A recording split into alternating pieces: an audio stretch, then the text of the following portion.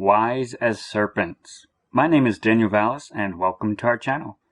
We've been learning a lot about our Good Shepherd, the Great Shepherd, and the pictures of the sheep and the crook and the rod, and so many pictures coming together that are given to us for our learning, and particularly pictures of responsibilities of the sheep and also the shepherd and the lay shepherds too as well. The patterns, but also the responsibilities. And we've learned about passing under the rod and that the shepherd will inspect the sheep and that there is a regular inspection of the sheep. But we've also seen some of the commands that the Good Shepherd gives to the sheep and to even the lay shepherds as well. He told Peter, "Feed my lambs." I want you, Peter, as a lay shepherd, this is your responsibility. This is how you demonstrate your love for me, is by doing what I say. And by exhibiting the love of Christ in your life to the children, to bring them up, to have a hunger and desire for the sincere milk of the Word, and to desire the Word of God, and to bring them close to Christ. And also the babes in Christ, those who accept Christ as an adult, but they learn and grow and are edified in their walk with Christ. Feed my lambs is a command and a responsibility from the shepherd to a lay shepherd. And then he also emphasized to Peter again another commandment, another way that he would be expressing his love toward his good shepherd would be by demonstration. And in that he's also reinforcing the pictures too as well of the sheep and the shepherd and the flock and the fold. So emphasizing the pictures and the patterns and also the responsibilities, which are instructions from the good shepherd. And as you read the Gospels, the instructions and the teachings that Christ gave to the disciples are really to us as his sheep too as well. We are his servants. We are the sheep of his pasture. The teaching and instruction are for us, and he has many instructions for us. And as the sheep, we are to draw nigh to our shepherd in faithful obedience and listen to what he says, because we are sheep.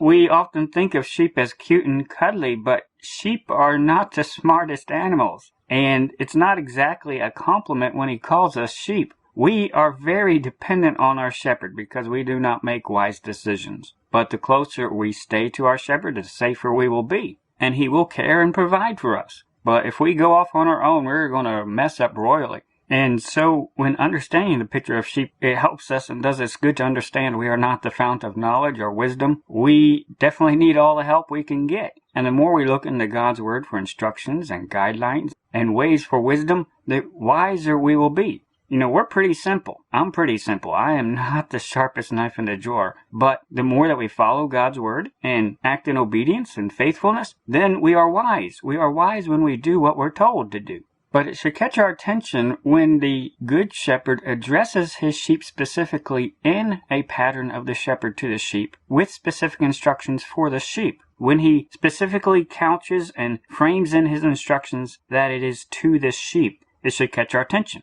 because our understanding of the instructions will be understood in context of the sheep. Matthew 10:16. Behold, I send you forth as sheep in the midst of wolves.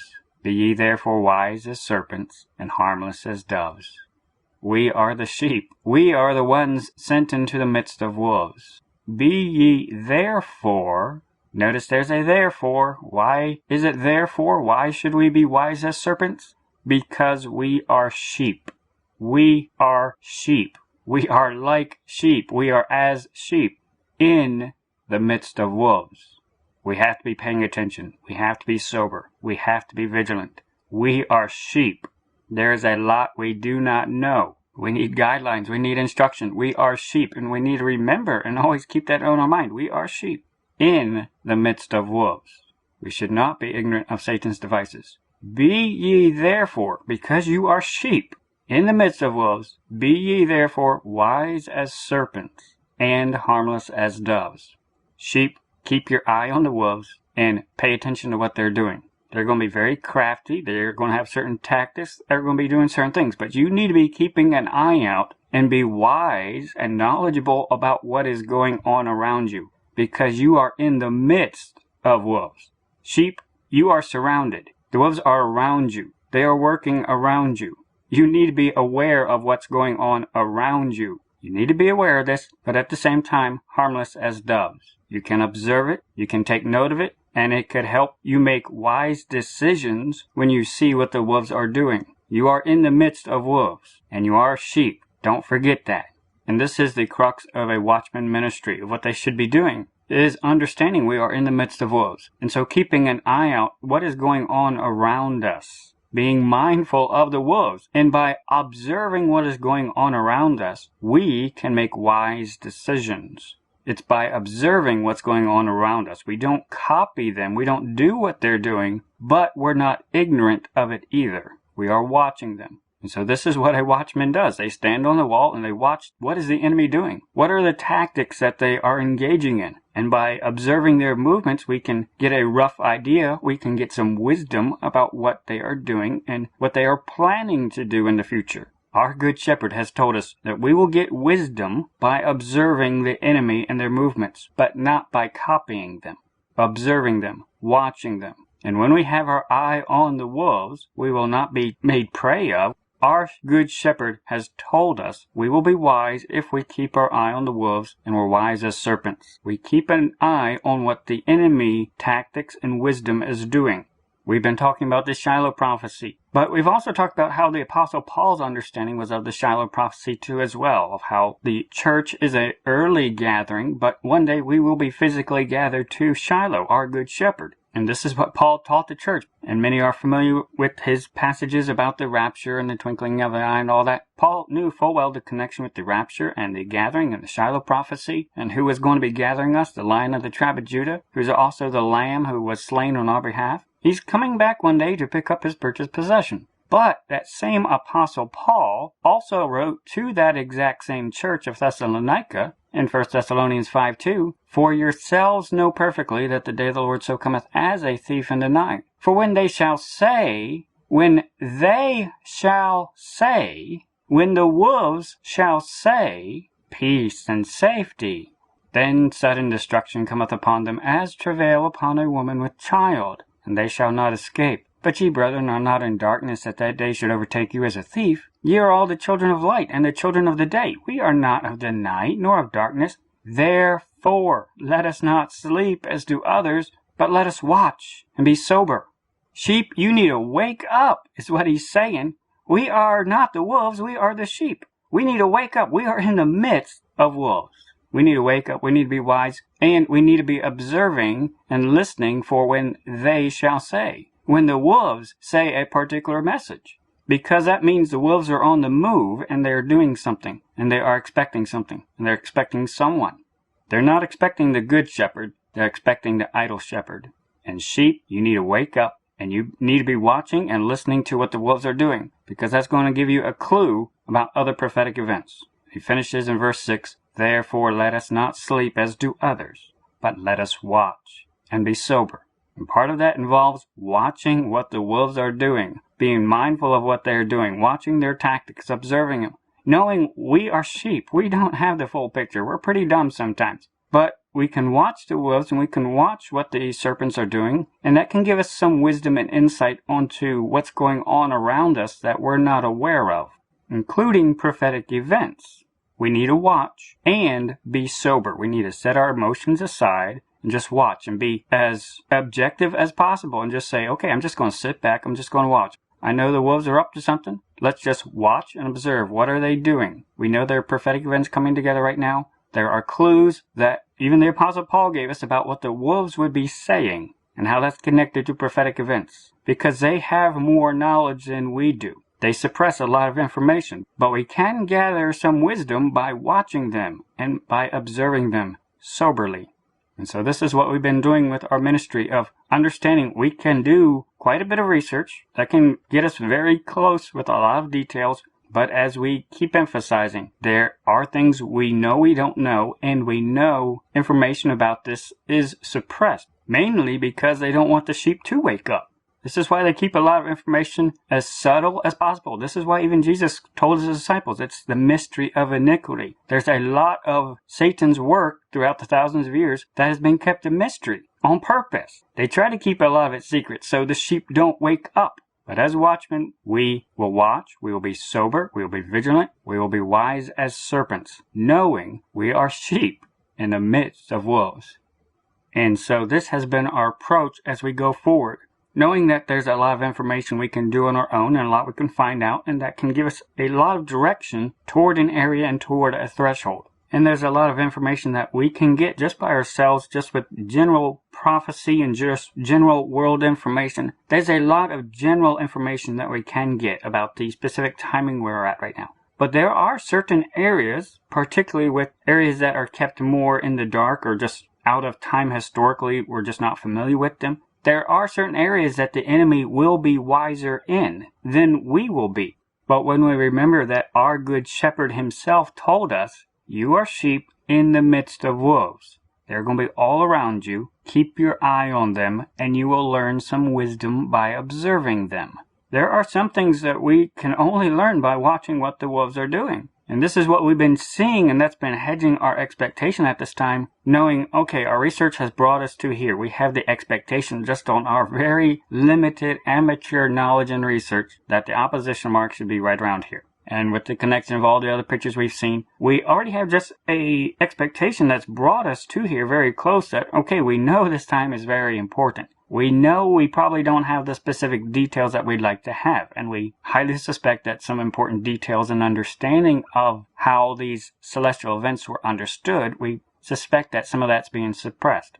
But out of the corner of our eye, we could see that the wolves are gathering and assembling at this time, and they're very busy, and they're pointing to the exact same things that we're watching, the same exact celestial signs, and they're getting all excited.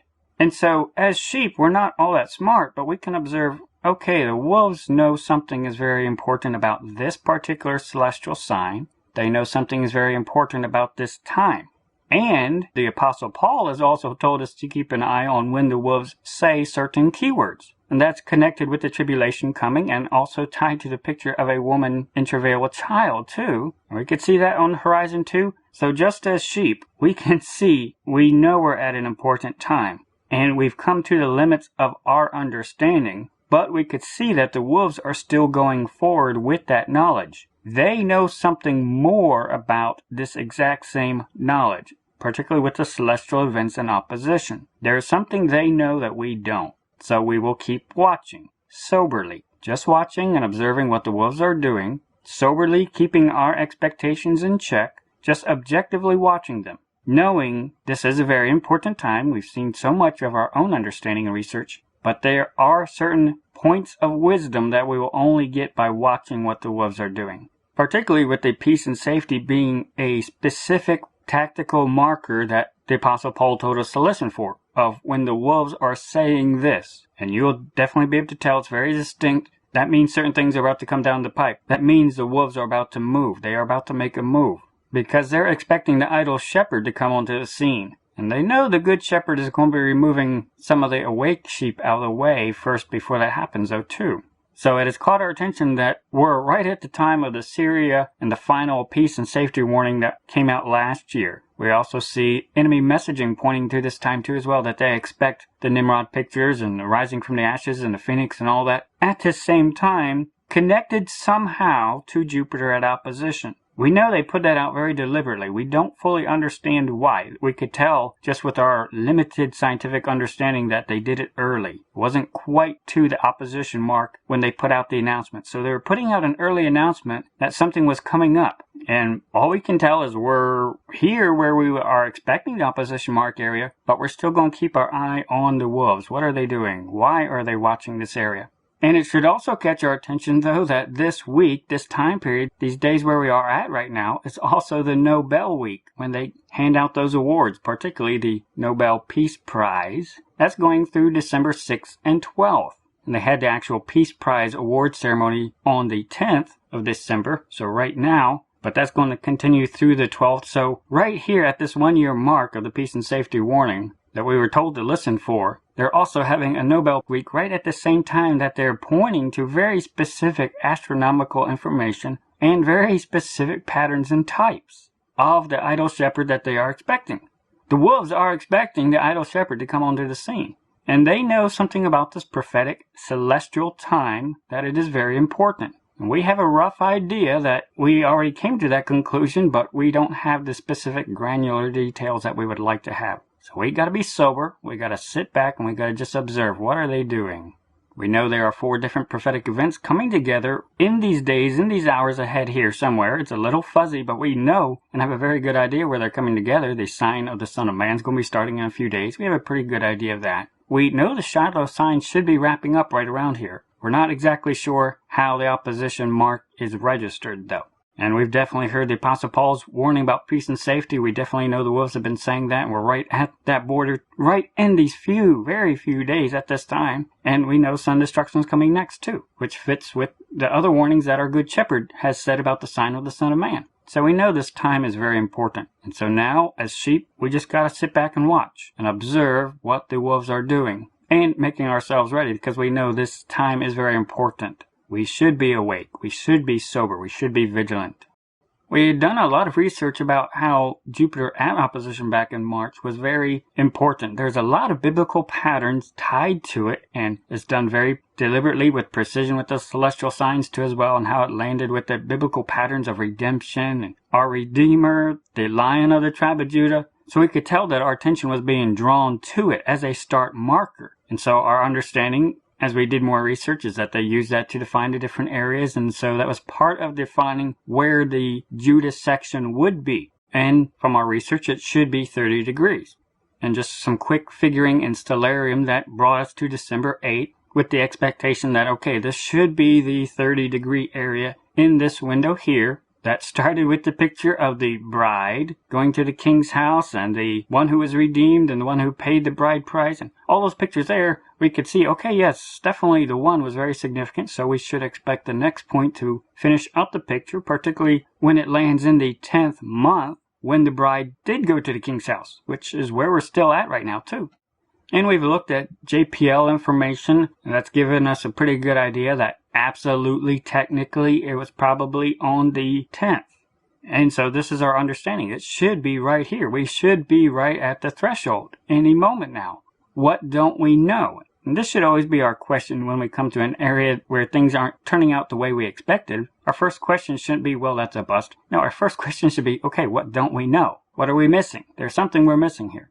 Well, the approach that we have today with marking opposition is super precise. We could tell you down to the hour of when it happened. But the Babylonians did not have that precise marking of it. To them, opposition took place in a day, because opposition really involves the entire night. It's visible all night. It's rising around sunset, culminating around midnight, and setting around sunrise. It's going to be its brightest. It's going to be at opposition for 12 hours from their perspective.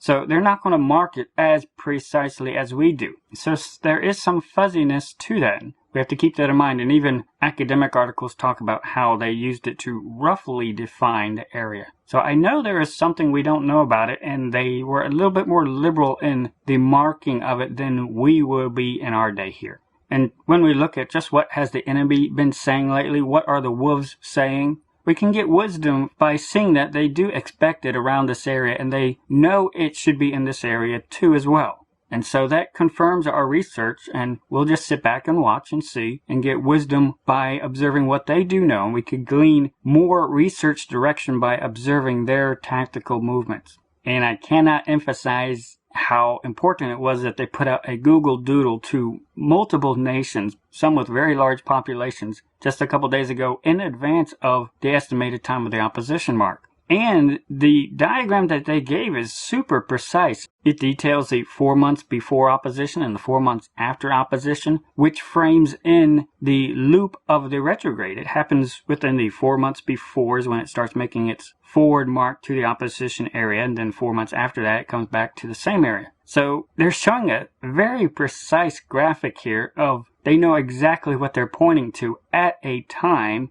when opposition isn't even around here anywhere, but they know this point is related to it.